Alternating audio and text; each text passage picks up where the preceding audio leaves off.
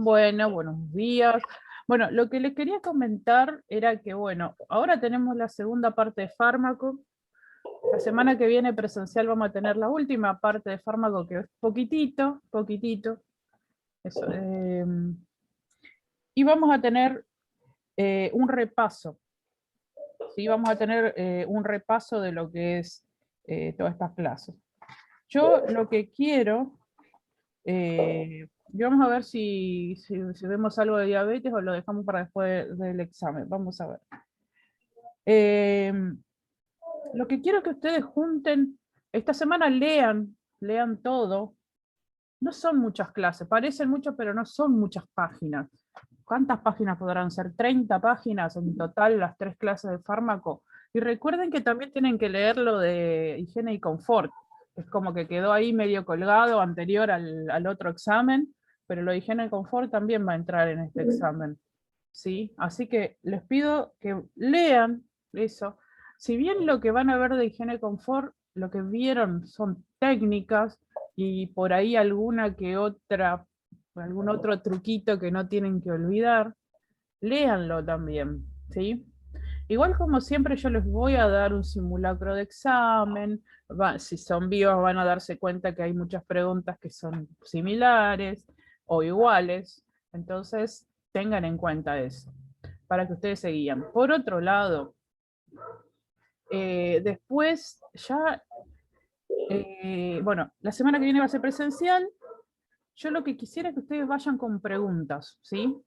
Así tocamos esos temas en específico y no voy divagando y no repaso todos los temas. Si ustedes tienen vergüenza de decirme por privado o en la clase cuál es el tema que ustedes están en duda, ustedes agarren y me escriben por privado durante la semana y yo no las nombro en el... Porque mucha gente tiene vergüenza de preguntar. Entonces, lean, no les digo estudien, les digo lean, aunque sea una vez, o miren las clases de nuevo, aunque sea una vez, y vayan anotando. Por favor, cierren los micrófonos.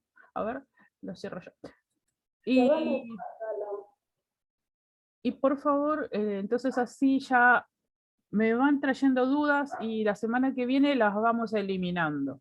Y todavía estoy en duda si la próxima clase virtual, hago simplemente el examen simulacro, así no las atosigo con otra cosa, o también doy diabetes. Pero si doy diabetes, ustedes saben que esa clase no se toma, ¿sí?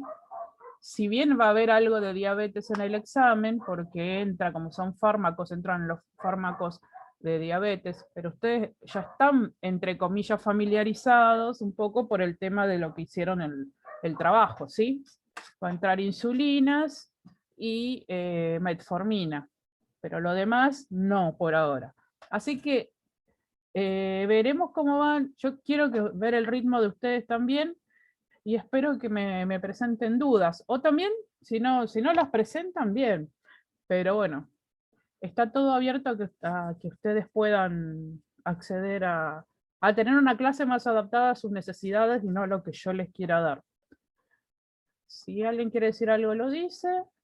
Me interrumpe en cualquier momento de la clase y ahora vamos a seguir. Primero voy a repasar un poco lo que ya vimos, así rapidito, ¿sí?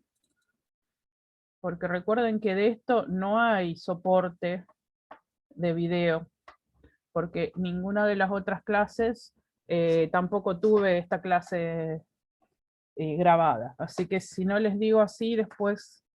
Bueno, va a ser rapidito, yo sé que ustedes llegaron hasta, creo que le di muy poquito de esto. Yo, a ver, ¿hasta qué parte les di, les di de fármaco? Les di las vías de administración oral y tópica, ¿no? ¿O no les di nada? Sí. Les di, les di oral y tópica. Bueno, Sí, sí. les digo rapidito entonces de nuevo eso, que las vías de administración pueden ser muchas, ¿no? Como dice acá, la diferencia entre ellas es, aparte del método de absorción, en realidad, no, del método de ingerir, es el método de absorción. O sea, no solamente difieren en la manera que ingresan al organismo, tanto puede ser por boca, tópico por piel o mucosas, o parenteral, que es cruzando la membrana de la piel, ¿sí? Sino que también la principal diferencia es que se absorbe de diferente manera. Una es más rápida que la otra, ¿sí? Bueno, hay diferentes tipos de preparados, las vías de administración tienen que ser indicadas por el médico, ¿sí? El médico indica, la enfermería medica. Ustedes son responsables de lo que administran, ¿sí? Bueno, por eso ahí, como dice, tienen que estar, siempre se tienen que asegurar que sea el preparado específico y la vía específica, para no meter la pata, ¿no? Porque justamente el hecho de que haya diferentes vías para un mismo medicamento que puede haber, ¿sí? Justamente eso hace peligroso de cuando uno no está familiarizado con la droga, poder equivocarse la vía. ¿Sí? Colocar un líquido que es, por ejemplo, vía oral, inyectarlo. Aunque parezca muy tonto, ha ocurrido, ¿sí? Y acá esto es súper importante, hay que hacer una triple verificación del fármaco, ¿sí?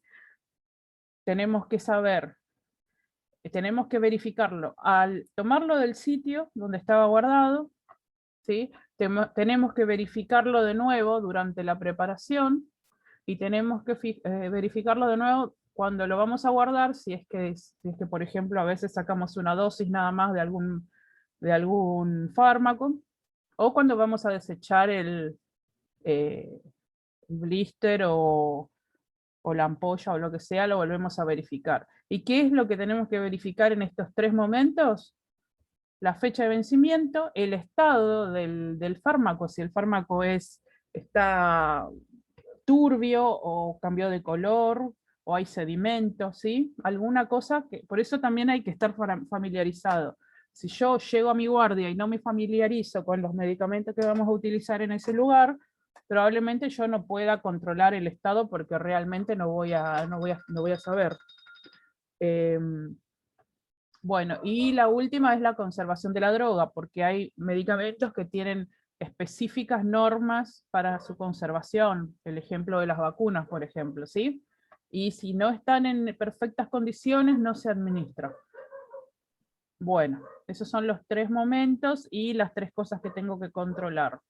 Esto es súper importante, súper importante. Por favor, tema de examen.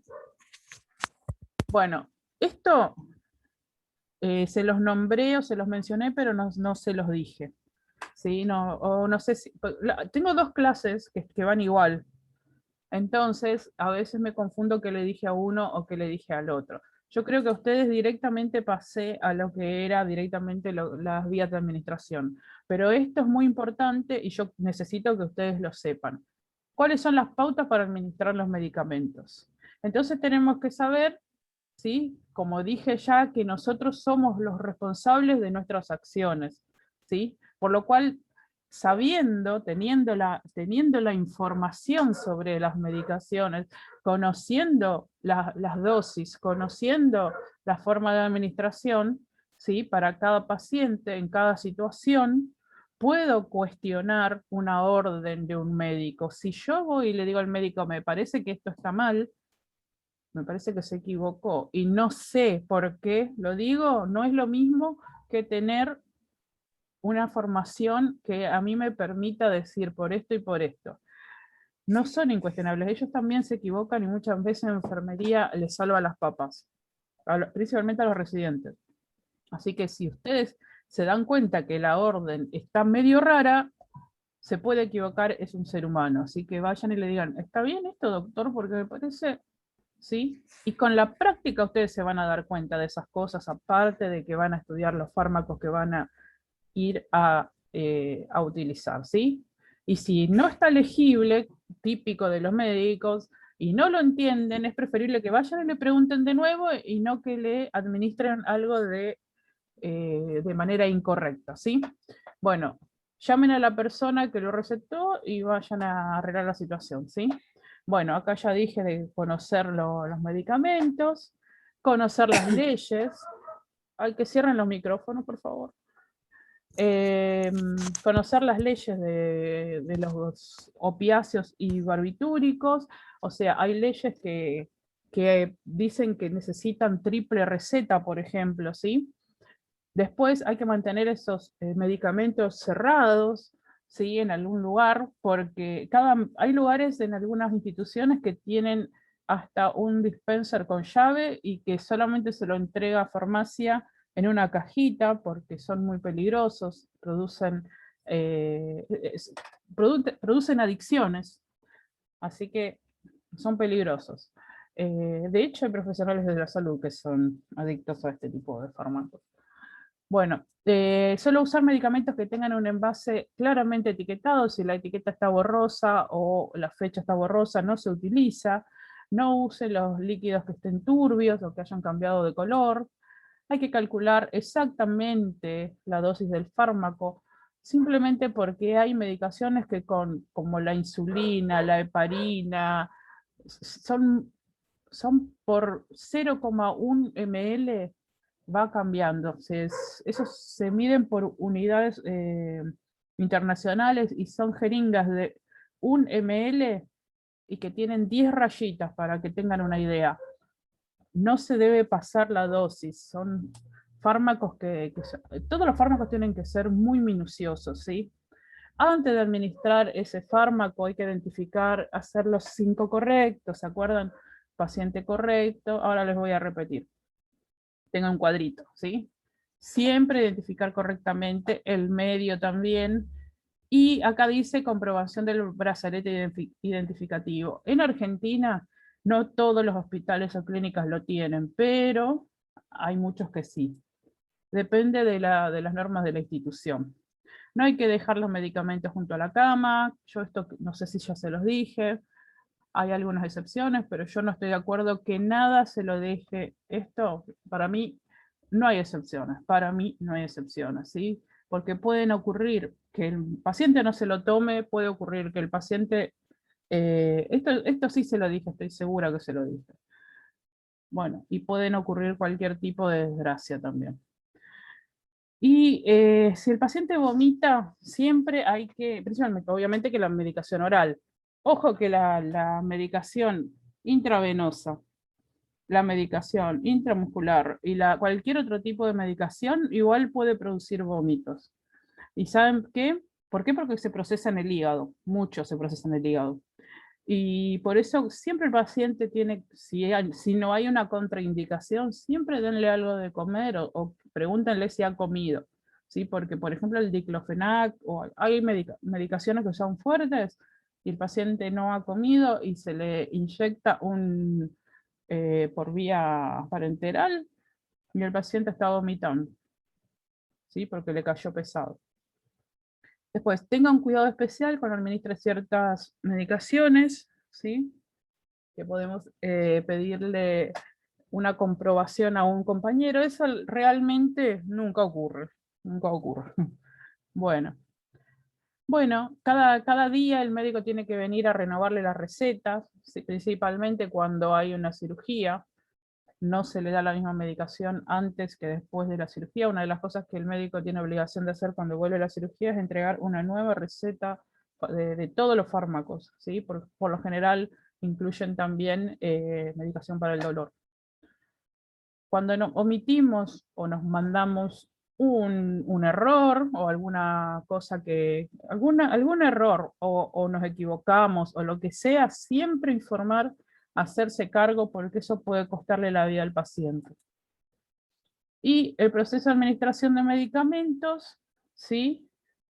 Y que yo les dije los correctos, bueno, siempre tenemos que hacer, identificar, bueno, no, estos no son los 5 correctos, son algunas pautas. Siempre tenemos que identificar al paciente, tenemos que escuchar al paciente, porque el paciente sabe lo que toma, y si no sabe, a veces está equivocado, está confundido, por ejemplo, con lo comercial y lo genérico, que las instituciones siempre tienen genéricos. Entonces por ahí el paciente dice, no, este yo no lo tomo, y ustedes le van a explicar por qué es el mismo fármaco, ¿sí? después administrar el fármaco, después proporcionar intervenciones complementarias. Acá tengo dibujitos. Vamos a empezar con identificar el paciente. ¿Ven? Esto todavía no llegó a la Argentina, o por lo menos yo no lo vi. Si alguno lo vio, pero me encanta porque los pacientes les encanta cambiarse de cama, les encanta pasear de acá para allá, y bueno, miren lo que es eso, una maravilla. Todos los datos del paciente. Después, como dije acá, escuchar al paciente, siempre ser atento, ¿sí? Administrar el fármaco de la vía correcta, etcétera, etcétera. Proporcionar intervenciones complementarias cuando se indiquen. ¿Qué es eso? Por ejemplo, si el paciente está acostado, ayudarlo a acomodarse para si no puede hacerlo solo, ¿no? Esa es una intervención complementaria. Administrarle, por ejemplo, un jugo o sea, darle un jugo de naranja cuando va a tomar un hierro, por ejemplo, o cualquier cosa de este estilo es una intervención complementaria, ¿sí? Después registrar siempre tienen que registrar el nombre de la medicación, la hora de la medicación y la vía por la cual se le dio la medicación. Se puede agregar si el paciente tiene una reacción, también se agrega, ¿sí? Perdón. Y acá dice evaluar la respuesta del paciente del fármaco. Esto, ahora se los voy a adelantar mucho el PowerPoint para poder explicarles de qué se trata, ¿sí? Cuando dice evaluar la respuesta del paciente. Esperen un poquito que voy a pasar. Está casi al final eso y no quiero hacerle paso. Perdón. A ver, ¿dónde está? Que se me tildó la computadora. Realización. No es esto, no es esto. Esto. Lo que ustedes tienen que verificar cuando dice efecto del fármaco son todos estos efectos, ¿sí? Cuando uno administra el fármaco siempre tiene que estar atento porque esa es la función del fármaco y es una de las principales funciones de enfermería, verificar la evolución del paciente, ¿sí? Para poder registrar e informar. Entonces tenemos que fijarnos primero si el efecto terapéutico es el deseado. O sea, si administré una insulina, ver que se corrijan los datos de glucemia, ¿sí? Vuelvo a medirle la glucemia y veo si se está estabilizando el paciente. Por ejemplo, si le di un antipirético, recuerdan que pirexis era cuando estaba con una elevada temperatura. Bueno, le doy un antipirético y el paciente, no sé, a la media hora ya empieza a registrar la baja de su temperatura o la normalización de su temperatura. ¿Mm? Por eso también uno tiene que ir viendo la farmacocinética y la farmacodinámica que yo les di en la primer parte de fármaco, porque entonces uno sabe qué es lo que la medicación le va haciendo al cuerpo. ¿Y a dónde encuentro eso? En los mismos prospectos que yo les pedí que trajeran la semana pasada. Así como encontraron la fórmula, también van a encontrar la acción, el tiempo de acción, van a encontrar en cuánto tiempo tiene el pico de acción, que es lo más, ¿cómo se llama? Es la acción más fuerte que tiene ese fármaco, porque el fármaco empieza a actuar y después tiene un pico y después baja, ¿sí? Bueno, también se van a fijar la toxicidad farmacológica, o sea, si está teniendo una reacción adversa, si le produjo una alergia, si le produjo una reacción anafiláctica, que es muy parecida a la alergia, ¿sí? Pero en este caso va a tener tumefacción de la boca o de la lengua, disnea, ¿recuerdan? Disnea era dificultad respiratoria, hipotensión aguda, ¿se acuerdan? La hipotensión baja, taquicardia, shock y hasta la muerte puede producir. A veces se le inflama la garganta y se le cierra la glotis, ¿sí? Así que esos tienen que estar muy, muy atentos. Después, principalmente, por eso siempre hay que preguntarle al paciente si alguna vez tomó esa medicación, si alguna vez le administraron esa medicación, y si a veces ni lo recuerda, no tiene por qué tampoco, ¿no? Pero sí, por lo general, si alguna vez tuvo una mala reacción a un fármaco, por lo general eso sí lo recuerda. Así que siempre pregúntenle, ¿alguna vez le dieron tal medicación? O por ejemplo, principalmente con la penicilina. ¿Alguna vez le dieron penicilina? ¿Tuvo alguna reacción? Por lo general, si el paciente tuvo una reacción a la penicilina, se acuerda. Y si no, se le hace la prueba, ¿sí? La prueba de tolerancia. Después dice tolerancia farmacológica, también, porque a veces no todos nos hace lo mismo la misma dosis. Así como cada uno tiene su normal de los signos vitales, cada uno tenemos nuestra tolerancia farmacológica. Lo que se coloca cuando dice dosis recomendada, por eso dice dosis recomendada, no dice dosis exacta, ¿sí? La dosis recomendada es lo que le funcionó a la mayoría de las personas. Lo que quizás a un paciente esa cantidad no le va a hacer efecto, entonces hay una necesidad de aumentar la dosis. ¿Me explico? Cualquiera de estas cosas que ustedes no entiendan, frenan y me dicen, abren el micrófono y me dicen y vamos a explicarlo. Después, efecto idiosincrásico. Es la falta o exageración de la respuesta. Así como me salté uno, pero bueno, ya lo estoy explicando. Así como hay una necesidad de aumentar la dosis en la tolerancia, ¿sí? En el efecto idiosincrásico, lo que pasa es que hay una falta o una exageración de la respuesta, ¿sí?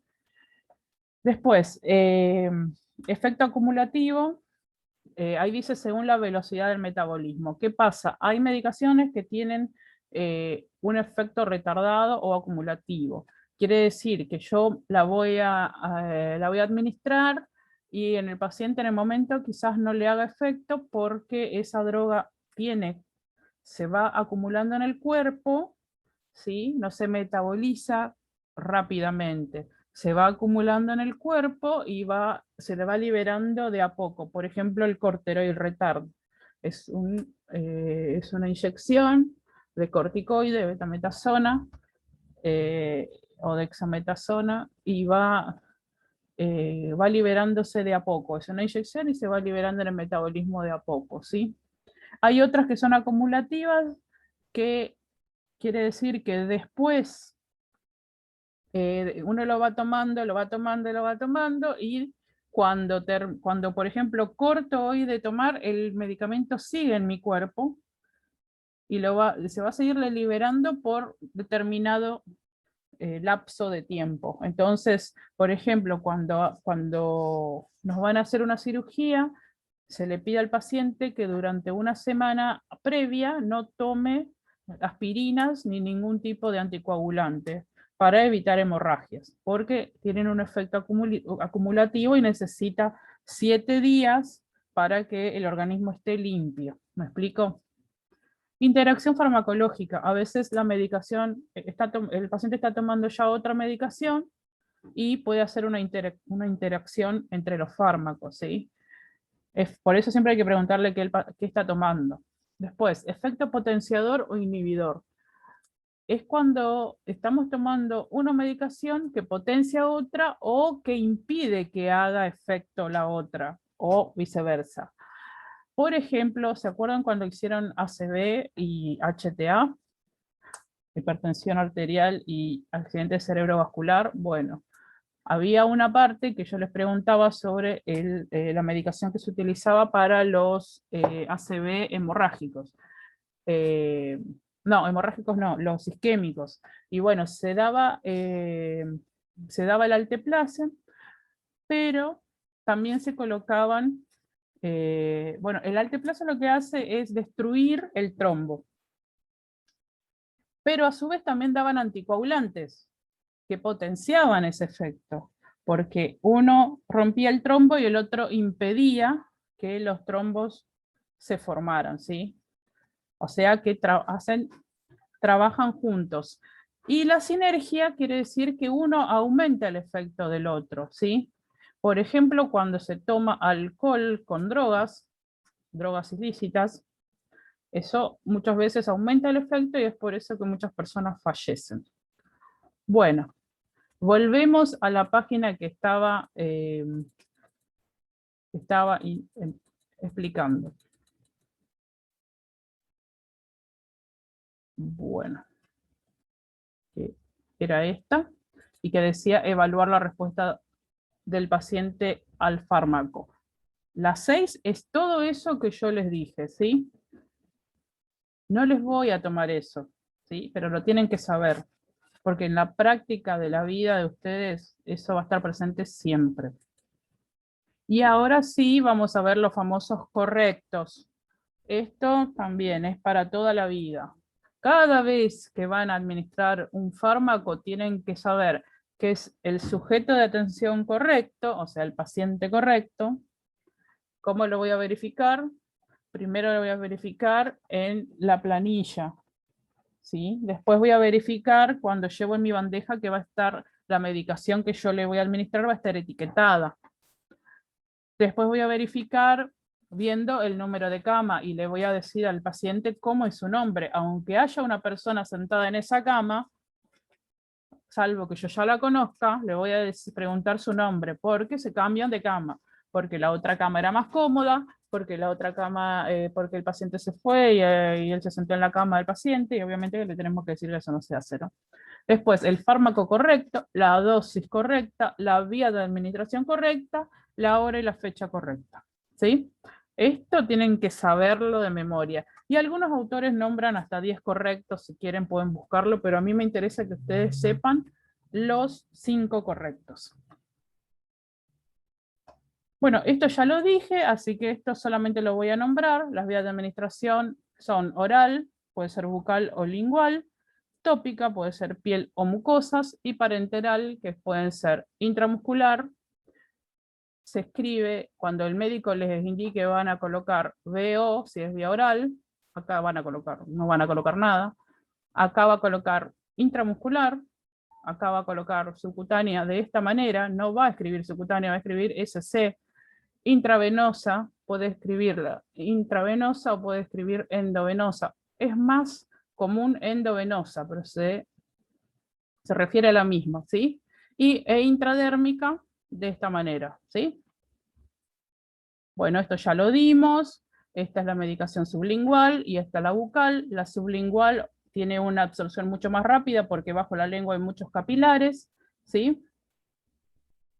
También hay, acá como dice, medicamentos por sonda nasogástrica o gastrotomía también son vía oral, ¿sí? La administración tópica, que puede ser por piel, puede ser introduciendo una medicación, yo sé que esto ya lo di también, puede ser introduciendo vía rectal o vía vaginal, ¿sí? Puede ser con un aplicador o ustedes mismos con las manos y un guante, vía óptica, no, óptica es en el oído, perdón, óptica y nasal. Y ahora sí, esto no lo vimos, ¿no? Alguna que me diga así voy más lento. Esto no lo vimos todavía, ¿no? ¿Alguna que me abra el micrófono y me diga? Sí, sí, lo vimos. ¿Vimos todo esto? Del pizarrón. Esto ya lo vimos en el pizarrón. ¿Vimos esto cómo se aplican? No. No. Bueno, entonces falta la técnica. Vamos a hacer lo siguiente. Tenemos 2 minutos nada más, así que yo voy a cortar el video y mando otro link, así eso no se corta. ¿Está bien? Vamos Bueno. ahí le paso el otro link. En 5 minutos.